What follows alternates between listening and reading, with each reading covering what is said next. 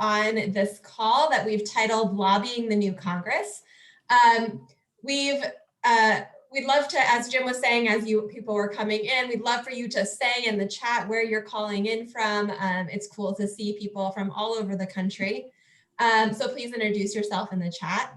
My name is Shoshana Abrams. I am the Friends Committee on National Legislation's Advocacy Teams Manager. It's my job to work with constituents, namely our 120 advocacy teams in 42 states, who are just like you and who are lobbying their members of Congress, bringing their passion for a better world into the halls of Congress, speaking with those who represent them. I'm joined tonight by FCNL's Director of Strategic Advocacy, my boss, Jim Kaysen. Maybe Jim can give us a wave for folks who hadn't seen him. Great to have you with us too, Jim. So we have a great program for you tonight, but we're actually going to start with a poll. So I'm going to ask Annie to launch a poll. This will help us get a sense of how you all are feeling about the new Congress and the new administration. So for folks who are joining on the phone, unfortunately, you won't see this, but what I've posted here are just some of the feelings you might be feeling.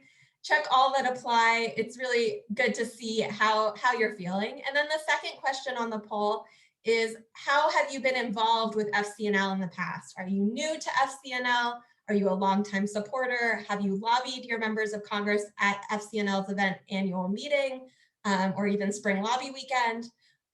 Or have you also been lobbying at home or with an advocacy team outside of those big events? And then also, we want to recognize that a lot of folks do this writing to their members of Congress on a regular basis. So if you do that, go ahead and click that as well. We'll give it just another moment as results are coming in. Wonderful.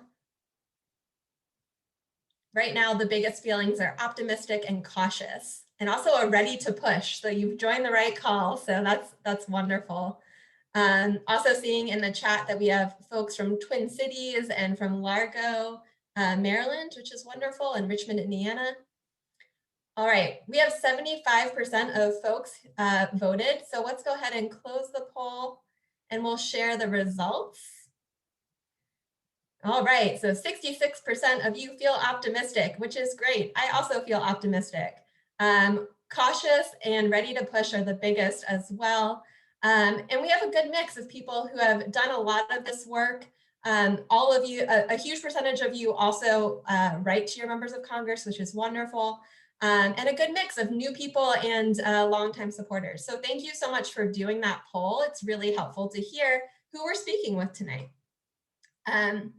Okay, so the next thing I want to talk about is what the Friends Committee on National Legislation is. So we have some new folks on the line. The Friends Committee on National Legislation is a national nonpartisan Quaker organization that lobbies Congress and the administration to advance peace, justice, and environmental stewardship. FCNL has around 20 registered lobbyists on the Hill, but I have to tell you as a grassroots organizer, that's only some of our power, right? We have these amazing advocates on the Hill, these lobbyists on the Hill, but our real power, what I believe, and I think what Jim believes, our real power comes from our constituents around the country. So one of the things that we know, and we know this not just from our own experiences, but also because the Congressional Management Foundation tells us this, that the #1 most effective way to influence your members of Congress is through constituent lobby visits. So that's really what we're trying to get folks to take part in. So tonight, Jim Kaysen is going to brief you on what's going on in Washington. There have been a ton of executive orders, and it seems like the whole place has changed. But is that really the case? And what do all of these executive orders mean for Congress? We know that Biden's executive orders are not law. As advocates committed to a better world, we know we need laws and not just executive orders that change with who is president. We need legislation, and we need you to help us get there. We need you as constituents to talk to the folks that represent you. The first 8 months of 2021 will be critical to the success of any legislation that passes in this Congress, the 117th Congress. So here are just a couple of our goals for this time together. So we hope that you learn a little bit more about why your lobbying is crucial in this moment. We hope that you start to understand that FCNL is not only a great resource for educational knowledge about what's going on in Congress, but we're also a resource for you to help take meaningful action, that we have a whole team of folks who are here to help you lobby and build relationships with your members of Congress. I hope that you leave this feeling powerful. And then probably most importantly, I hope you leave this call with a plan of action. You know your next step that you're going to take to build a relationship and lobby your members of Congress. So those are some big goals for our time together, but I know we can do it. So I'm going to turn things over to FCNL's Director of Strategic Advocacy, Jim Kaysen. Thanks, Shoshana. And it is also, as I said earlier, it's just great to see all of you on this call. As Shoshana was describing this, I was thinking, what's going on in Washington? I think we'll make a start at that. I'm sure that we won't cover everything, but I will say that it is an exciting moment here in Washington, D.C. I have to say, as someone who's been here for quite a number of years, that it is energizing to hear staff in the new Biden administration and congressional staff, I would say from both parties, who are looking at the opportunities for what can get done. We are talking to people who are writing new approaches to diplomacy with Iran, who are exploring cautious and often very bold ways to make change in the immigration system, and are grappling with some of what we've learned from the COVID crisis to both address the crisis of the moment, but also begin to look at what are the underlying structural issues that made COVID so dangerous for everybody, but particularly for Black and Brown communities in this country. And we're in the middle of all of this opportunity, in the middle of executive orders that are putting into place things that FCNL has been working on for years and sometimes decades on. I think particularly of just the decision with Russia to extend the New START treaty. There's so many different other things that have already happened in the few weeks of this new Congress and this new administration. We're also cautious, as Shoshana said, that it's going to take a lot of work. It's that the Biden administration can do a great deal through executive order, but to get the pathway to legal status for undocumented youth in this country, that's going to take a change in the law, and that's going to take Congress. To repeal the war authorizations that have been used now by 3 presidents to authorize wars in 19 different countries. That's going to take action by Congress. To pass legislation that's going to provide the money to address what's needed from the COVID crisis, that's going to take action by Congress again. And we decided to have this call because what we were hearing from members of Congress is there's already a push on what are going to be the priorities, that what is Congress going to have time to do and what is Congress not going to have time to do. And that's going to depend to a great extent on what they hear from all of you around the country. And that's because, and I won't spend a lot of time on this, but I think most of us know it, but the mechanics of the new Congress are such that there's an even split essentially in the new Congress between the 2 major parties. In the House, the Democrats have a slim majority. And even with a slim majority, they can set the agenda and pass bills, assuming all of their members vote for those legislation. We also expect there'll be some bills that'll pass with bipartisan support. In the Senate, because of the filibuster, to pass bills requires 60 votes. The Democrats have 50 senators plus the vice president. The Republicans have 50 senators. And so the importance of this, of bipartisan action, of getting Republicans and Democrats to work together, of finding where they can work together, just can't be overstated. And what we're hearing from some of our colleague organizations is this is really where the FCNL community comes in, because you all are the ones, as Shoshana has talked about earlier, who built the bipartisan support for legislation to end US support for the war in Yemen, for peace building legislation, built the bipartisan support that allowed Congress without controversy to insert legislation restoring access to Pell Grants for individuals who are incarcerated at the end of last year. That work that you have done, that you have expertise on, that work is probably more important now than it was last year, because there's real opportunity for change. At the same time, as many of you know, a new Congress means new bills. All of the bills from the last Congress have to be reintroduced or rewritten in order to pass. And what we're already hearing, what your lobbyists, your FCNL lobbyists are hearing, and what I'm hearing from my sources on the Hill is, well, we'd like to do that, Jim, but we may have to delay it. Some of the things that at the beginning of the year we told were going to happen in February, now we're hearing maybe April or maybe June, or that's going to be difficult. And really, in some sense, time is the enemy here. The clock is ticking. Members of the House, as you all know, serve in 2-year terms. By the end of 2021, members of the House are already going to be thinking about how they're going to win re-election in November 2022. And that's going to make it harder to get legislation passed. And so that's why, again, why we think it's so important to provide you with the skills to actually move your members of Congress to move on legislation now. In these first 6 months of the year, we're told the legislation that's introduced now is really the legislation that Congress is going to focus on. If you want your member of Congress to work on these issues, they need to hear from you, even if you think they support you already, even if they support the issue. The last thing I'll say just before going into a couple of the issues that we see are particularly important is, particularly as Shoshana reminded us, there are new folks on the call, that our FCNL strategy for lobbying is not based on you being the expert on the legislation. It's based on you being the expert on what's happening in your community and what you believe. Working with FCNL, we believe taking those stories into congressional offices, what's in your heart?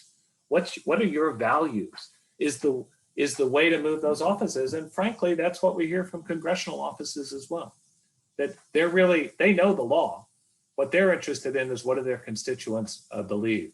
And what do their constituents feel passionate enough about to schedule a pre-scheduled meeting with their congressional staff over Zoom, over the phone, however you can do it, to discuss an issue. Now, what are some of the issues that we at FCNL are really focused on? One is clearly how our country responds to the pandemic and the economic decline, not just in the short term, but how do we make sure that the legislation that's passed now provides a predictable long-term recovery that is sustained and looks at some of the structural issues. There's been a lot of pushback on this. President Biden has proposed what our lobbyists see as an important large package with aid to the states, expanded unemployment, expansion of the earned income tax credit, and a child tax credit that literally, if approved, could cut child poverty in half. I'm just going to repeat that again. A child tax credit that could cut child poverty in half. That's on the table right now. That could pass. That meets the moment. And yet we're already hearing voices saying it's too big, we should wait, we shouldn't spend as much money. This is one of those issues which may not be very bipartisan, but that the Democrats will be able to pass using a process called reconciliation. And I wanted to include it because it is probably the first big issue coming up. And it's an issue that is vitally important because of that margin between providing a short-term response, again, which we've been seeing over the last year to this crisis, and beginning to set up the long-term pathway that both provides a predictable set of support that could lead to an economic recovery, but addresses some of these bigger issues. And that's something that the House is going to be working on next week, and that the Senate is going to pass at the end of February, and the Senate's going to work on in early March. And again, whether your senators and representatives are supportive or against it, they need to hear from you, because your voices are going to make a difference. Second issue that we identify as really important right now is the longer term issue of the endless wars. The US remains engaged in lethal conflicts all over the world. And the legal justification for those laws that the 3 different presidents have used are war authorizations passed right after 9/11 in 2001 and then in 2002. The Constitution says that while presidents have the authority to defend the United States, Congress has the power to declare war. Yet 3 different presidents have really bypassed Congress on this issue. And we've been working, many of you on this call have been working to repeal these war authorizations, these old war authorizations that have become virtual blank checks for at least the last decade. And in the last 2 years, we've made real progress. We'll talk about advocacy teams a little bit more later, but we have got 1,500 people in 120 teams in 42 states that have been really focused on this issue. And their work has helped us twice pass legislation to repeal the 2002 authorization for the use of force that authorized the US invasion of Iraq. Now, the US war in Iraq, as many of you know, ended in 2011, and yet that authorization is still on the books. And we believe that we can get it repealed. The Biden administration says they're interested in repealing it, and we've had bipartisan support for repeal of that law. Of course, as a Quaker community, we are against all war. And so we would like to end all war. War is not the answer, is the sign that has often been up on the front of our building.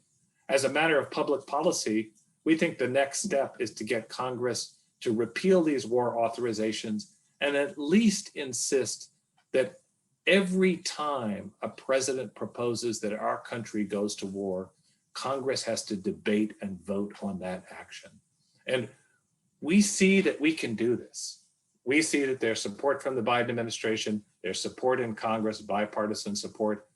But this is one of those issues where it will be a priority to the extent that members of Congress hear about it from their constituents. So consider whether you could join an advocacy team and work on this issue. And the third issue we wanted to highlight was immigration reform, because that's an issue that on his first day, President Biden made some really important statements, reinstating the DACA program for undocumented youth, suspending deportations, taking a whole series of administrative actions, and proposing ambitious legislation that would include a path to legal status for the 11 million undocumented in this country. We support that legislation. And at the same time, we also want to see what can get passed in Congress right now. And what we think and what the United We Dream and our allies believe and the faith community that we work believe is that the short term, we shouldn't forget to quickly pass, we shouldn't let Congress not pass legislation that would provide a path to legal status for undocumented youth and for people with temporary protected status. We've got 20 advocacy corps around the country lobbying on this issue, but we'd love to have you join that, because those DACA students in this country, those undocumented youth, they are protected to a certain extent by what the president has done to restore that program, but they don't have legal status. They just have a temporary status in this country. And we need to, this is a moment where we could actually create that path to legal status. And again, there is bipartisan support to do it. So, and I would just say on that issue, frankly, we're hearing that it's getting bogged down. That's it. And immigration is one of those issues where it's very unlikely to pass if we get to the end of this year and they haven't done that. So I'll end this section by just saying there's a lot more information on the new FCNL website on all of these issues. I'd encourage you to check it out. Later in the call, we'll talk about how you can take actions. But this is a moment. If you've been thinking about whether or not you could go on a lobby visit, this is a moment when your lobby visit could really make a difference. I'm going to hand it back to Shoshana because we want to break you up into different groups to talk about how to take action. Shoshana? Awesome. Thank you, Jim. Thanks for that briefing and for going through just a few of the issues that we work on at FCNL and a few of the top priorities that we really think could move in the next few months with your help. So I think that's really important, is like there are many issues that FCNL lobbies on, and we're happy that you can also follow your leadings. But we wanted to highlight just a few of the issues that we really think could move with your help. So in just a moment, I'm going to break you all, or actually Annie is going to break you all up into breakout rooms to discuss your plans. But first, we must write our plans. So if everyone could pull out a piece of paper, or if you're tech savvy, you could pull up a Word document on your screen or a little note app. Yep, Jim's got it. I can see him with his paper. Annie's going to type on her phone. So here's the questions I want you to answer. And Annie's going to put, oh, she already put these questions in the chat. So who are the 2 people that you want to join you on your lobby visit? What issue will you lobby on? And which member of Congress will you lobby?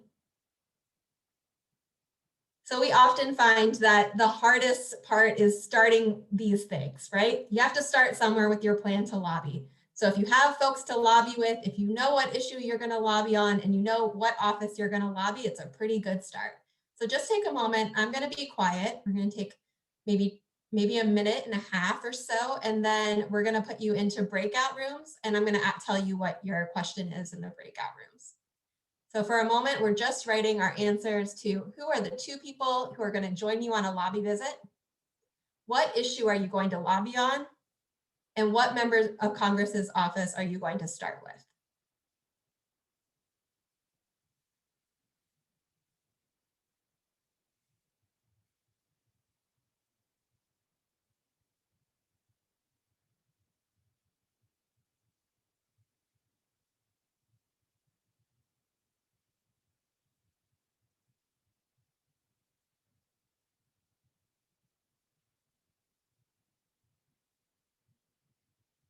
When you've got your 3 questions answered, give me a thumbs up in your screen if you're on video.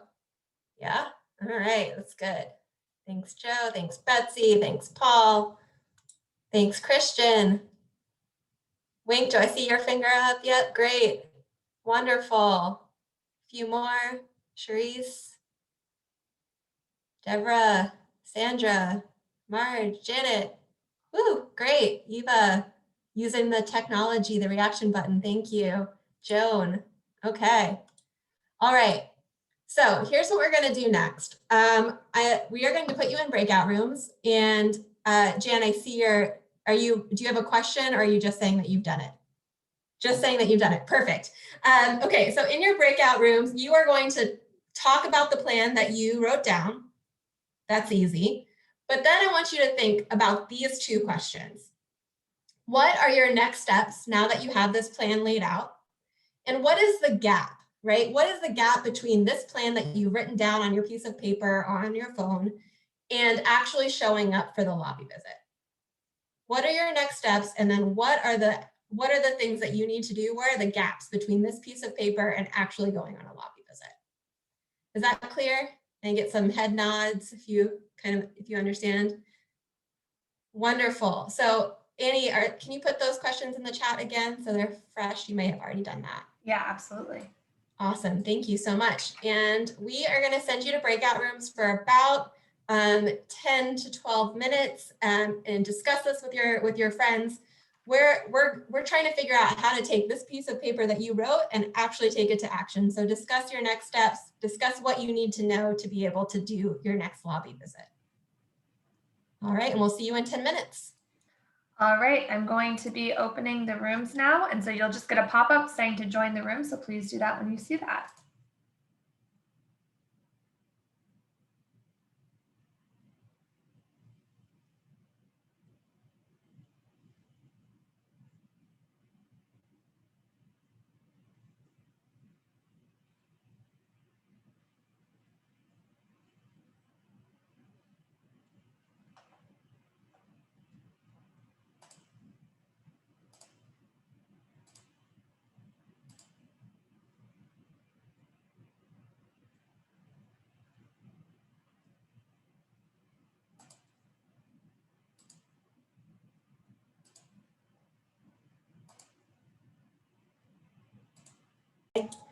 Okay, well, how was everyone's conversations? Can I see some interactions? Yeah, was it good? You're all excited now? Wonderful.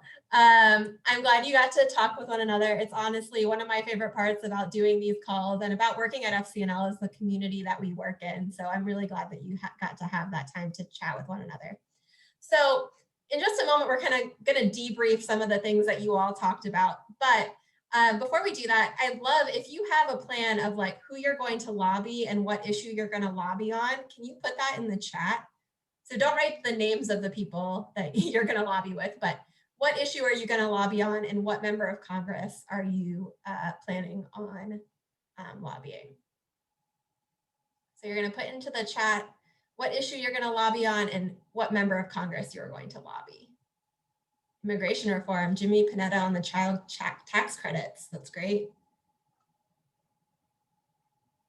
Pandemic support, child care for senators, war authorization, immigration Representative Markey, repealing AUMF, Menendez. Well, that's super important, by the way. Menendez really needs to hear from you. Ilhan Omar on AUMF, climate change. Other ones are good too. Great. War authorization, Delgado. Amnesty for undocumented, Senator Sinema and Kelly. Wonderful. This is great. Jim, are you fired up? I'm really excited. So now, fabulous. These are really great. I'm not going to read them all, but we see them. Thank you for writing all of this and for figuring out your plans.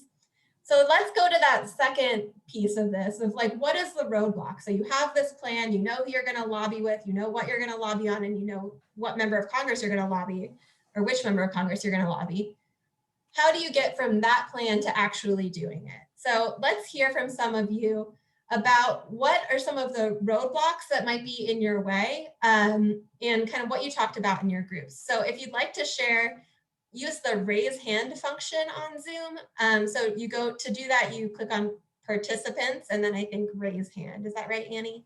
Yep, they'll see 3 little dots at the bottom of the participant list, and there you'll find an option that says raise hand, and a little blue hand will come up for us. All right, waiting to see a little blue hand. And if you are having trouble finding that, you can start gesturing wildly and I'll look out for you. Okay, I see someone, Peter. All right, Peter, go ahead. Okay, the first roadblock, I think, is there a bill on the topic? And how do you find it? Getting together with 2 or 3 other people, putting together a one-page document with sources that you're going to leave with the individual you're lobbying, and then getting on the phone and finding a date and sticking to it so you can really nail the individual and get going, and try and have a virtual meeting rather than one on a telephone, because it's the next best thing to meeting them in person. Amazing. Thank you, Peter. Wonderful. I think you've done this before. So one of the things that you mentioned that's really important is making sure you know what the specific ask is. And FCNL has a resource for that. Maybe Jim could put the link in the chat, but we have lobby asks on all of our different issues on the website. So that's something that you can download. So you actually don't need to put together that resource on your own. That's something that we have for you. And then, yeah, setting up that lobby visit, making sure you are organized and you have a pre-meeting with your friends so you know what you're going to say, and contacting an office. And we go through all of those details on a call called Learn to Lobby in 30 Minutes, which we have on Tuesdays every other week, I believe. So you can sign up for that if you need to know the ins and outs of how to actually set up the visit. But yeah, Peter, you talked through so many of them. Thank you so much. Martina, you'll have to unmute. What I was going to say is that because my congressman is very much on the side of these issues, it's not so hard to talk to him about it. And he does have an in by being on the agricultural committee, and he does care about child tax credits. So I think it's not going to be hard to say, please support this. And also because our area, we have a lot of lettuce growing and other vegetables, he's into the immigrant reform proposals. So he's already aligned with us. It's not like I'm having to fight for something that he doesn't believe in. But I think just giving him the paper would be helpful, and saying I'm on this side and I want to get my friends to go with me and talk to him about it. Yeah, wonderful. Thank you. You also bring up a really important point of like, it's also important to lobby folks that you think are going to agree with you, right? And you think might do the right thing, but showing up and showing your support really, it influences them in their future decisions. It tells them how much to be champions in the future on this issue. So that's really important. But the other thing is, if they're on a committee that they might have more influence, that's also valuable. Yeah, absolutely. Thank you. Chuck, what did you all talk about? Oh, you have to unmute, Chuck. I'm interested in your thoughts about lobbying the State Department, since they'll be the people who actually can support the American Friends Service Committee and getting rid of the travel ban with North Korea. Well, I don't think Congress is going to be able to play that role. And my understanding is that the Biden administration in the State Department has a lot of people in the defense industry in the State Department at this point, and the Defense Department. So what strategy would you take in lobbying the State Department? Jim, you want to take this one? Sure, Chuck. And I think that still your route, and this is a great question because I had thought about asking you this before, which is there is a lot the Biden administration can do. And at the same time, some of the Biden folks have actually been critical about President Trump's efforts to try and have negotiations with North Korea, for instance, have been critical of some of his diplomatic initiatives. And we are seeing some members of Congress who are actually pressuring the Biden administration to take a tougher line with North Korea. And so I would still point you to talk to your members of Congress, because they're your elected representatives, and talking to them and saying, hey, I'm concerned about this. I'm concerned about whether or not AFSC, if I understood you, can get visas to ship humanitarian equipment to North Korea. I'm concerned about what the State Department is doing in this area. What can you, my elected officials, tell me about how you're reassuring the State Department that they should do this? We may need to take the rest of this conversation off, and I'll be happy to email with you about this after the call, but that would be the first step. And it's also just an important part of how we actually influence the Biden administration right now. Jim, I'm going to toss another question. I can't find my blue hand, so I'm just jumping in. All right, go ahead. Is it true that you all would set up the virtual Zoom for us once we had made an agreement with the legislator? Or do I set up the Zoom with them? So every office, we like to say that members of Congress's offices are like 535 small businesses. Every office is very different with how they're handling lobby visits. And some of them will do Zoom calls. Some of them will be on this platform called WebEx. Some of them will say, here's a conference call line, and this is what we offer.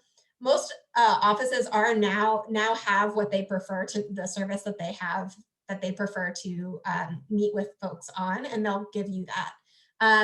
If they do not, then we actually at FCNL don't set it up for you, but there are free website and resources that you can use, and we're happy to recommend some that we found that work. But at this point, now that we're almost a year into virtual work, most offices have figured out a system that they use for that. I saw a question in the chat from Amy Southwick, which I'm hoping I can pass to Jim, which is what's possible on policing standards plus increasing support services to de-escalate a situation? Thanks, Amy. And one of the issues I didn't cover is actually the effort to create national standards around the use of force, around no-knock warrants, and banning chokeholds. And we believe that, of course, we support the Justice and Policing Act that was passed in the House last year, but didn't pass in the Senate. But we think that those elements that I identified are probably going to be among the first things that there'll be enough support in both the House and the Senate to get passed in this Congress. And there's already negotiations going on. And of course, we have a spring lobby weekend with young adults coming up at the end of March that is going to focus on these issues and bring 500 young people. But your lobbying could make a difference, particularly in the Senate, because we need both the Democrats to make this a priority, which it is not the top priority right now. And of course, we need some Republicans to support this. And there is support for banning chokeholds and no-knock warrants and a number of these other issues. Thank you. So Andrew Bell just asked in the chat, can you explain more about the existing local advocacy groups? Do they follow a Quaker process similar to Meeting for Business to decide, for example, what to put in a letter? So I'll answer this question similarly to what I answered about congressional offices, is that each team has its own personality and its own way of doing business. Our advocacy teams, many of them are Quaker, but not all of them. And a lot of them have different groups that are part of the group. So everyone is going to function a little differently. We have some where there is a clerk. There are beautiful minutes that come out of it that function very much like a Quaker meeting, and there are some that function like other groups. But we always, in these advocacy teams, we work on bringing that Quaker advocacy, that focus on relationship building while also speaking truth to power into all of our lobby visits. We're really focused on relationship building with our members of Congress. So I can't tell you exactly which one. Maybe I could give you a little insight if you told me which one you're interested in, but they all act a little bit differently. Other questions? Annette, I see your hand. You'll have to unmute though.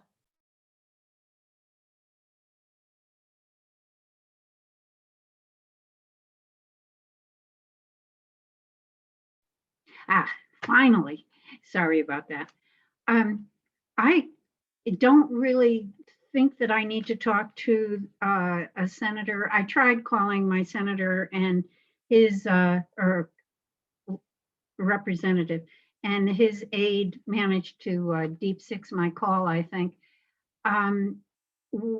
My issue concerns the new or the proposed head of the Department of Education. I feel passionate about the loss of education that's occurred because of COVID, the stress that it's been for students, the stress that it's been for teachers. And I'm hoping that we can create something like a Peace Corps to bring older people and young tech-savvy kids to the aid of the kids in school who have lost so much. And the teachers, some relief to the teachers for this struggle it's been for them. So I'm thinking I'd like to speak to the proposed head of the Department of Education rather than a congressman. And I'm so glad that Marjorie Taylor Greene got removed from the Department of Education. I was horrified when I saw that appointment. Annette, maybe I'll pick this one up then and just say, I think that you could reach out to the Department of Education, and that is one approach. I think, as with the issue of North Korea, though, your members of Congress are going to help you engage with the Department of Education. If that is your passion, I would encourage you to look at ways that we have information on our website. You could join one of these Learn to Lobby in 30 Minutes calls. If you're having trouble getting through to the office, I think we do have a practice that we think is informed by Quaker faith and practice that is, it can take a while, but it is also important.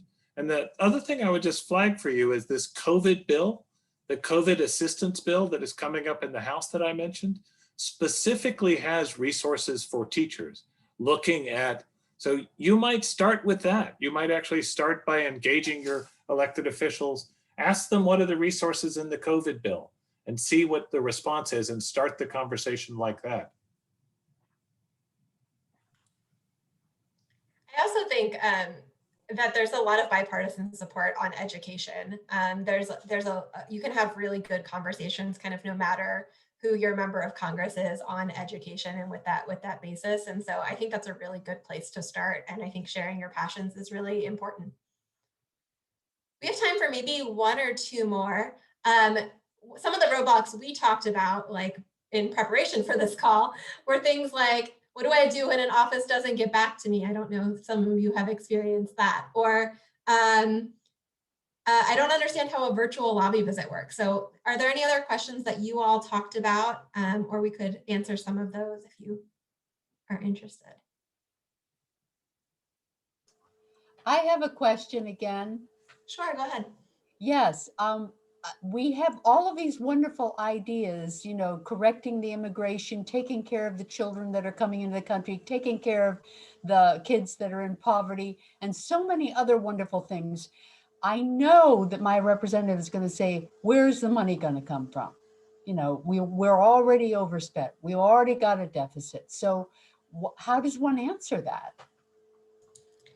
There are a lot of ways to answer that. I think I would start with the first is that it's not your job to figure out the budget of the United States government. You are there as a constituent to say what your priorities are. And every member of Congress needs to weigh what they're hearing from their constituents. And so if you get enough of your friends and they're saying that this needs to be a priority, it's their job to figure it out. One of the things that we find a lot of on advocacy teams is that members of Congress or their staff put things back on the teams, that they put things back on the constituents to go do organizing or to come up with the answer. They're your members of Congress. They're supposed to hear your response and do something with it. So that's the first thing I'd say.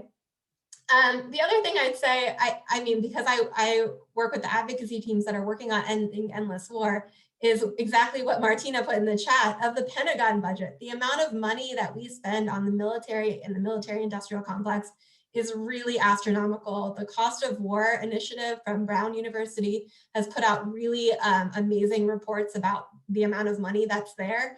And that's one of the FCNL's answers to where the money can come from. So that would be what I would say.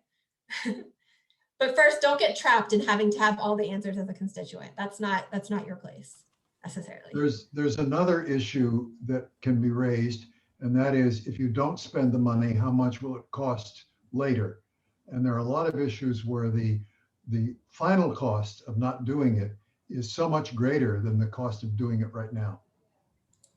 Thank you, Frank. Thank you. Jim, did you have, I saw that you unmuted. No, okay. I think we're running up to the end of time. So I'm going to thank you all for this conversation. I hope that you got some questions answered and really thought about your next steps. I'm going to pass things over to Jim to wrap us up for the evening. Thanks, Shoshana. And I would say, just to restate, that we hope tonight that you learned a little bit about how important your lobbying is at this moment and the importance of really getting into those congressional offices. And we hope that you'll leave this call with a plan of action, that the 2 or 3 people who might accompany you, the issue that you feel like is the first step. And, you know, and we were in a little mini breakout group ourselves. And I think often that first visit is the hardest visit to go on. And so if you break it down and just figure out those steps, that can really make a difference. And then start thinking about these issues that we've talked about which member of Congress, what is the way that you can actually reach out to that member of Congress? And then think about the ways in which you can use the resources that FCNL provides you. We hope you feel powerful. We hope that you know that those resources are there for you to use, and that we, Shoshana, myself, Annie, and our whole team really wants to help you get engaged in this. We're gonna, as we wrap up, we're gonna share one more poll. Annie, I hope you could share that poll just to see where you are at the end of this time. For those of you who are not on the phone, you could let us know how you're seeing this. And as as Annie is sharing that poll, I just want to restate some of those kind of first steps that you can take. We have learned to lobby calls, briefings with Sarah Freeman Wolpert. February 16th is the next one. There's another one on March 2nd. And in 30 minutes, you can have a further conversation about the specifics. You can join an advocacy team. Join these teams that are already lobbying on endless war. You can go on a lobby visit with folks that have been doing this. We're going to also review the answers that you give to this poll. And we're going to send out a follow-up email tomorrow. And we're going to encourage you to get in touch with us. Let us know how we can help you take this next step. The other thing I would just say is you could consider, do you want to receive emails and action alerts? Go to our website and sign up. And of course, all of this work takes money. And so if you're able, I'd encourage you, I'd thank you for the financial contributions you've made and encourage you to consider making additional financial contribution. So let's see, Shoshana, what are the results of our briefing? I am ready to lobby in the coming months, 54%. I'd like to join the next Learn to Lobby call, 41%. I would like to be connected to an advocacy team in my area to lobby in my community, 51%. I'd love to receive regular updates, 27%. And I'd like to donate 10%. Thank you all for joining with open hearts to do this work. We look forward to working with you. And just as we close, I just want to make a personal note. I think this work to change Washington is just super important. I find it important for the change and also for the ways in which it allows me to refine my practice. Somebody on one of our teams said one time, joining an advocacy team has actually made me a better Quaker.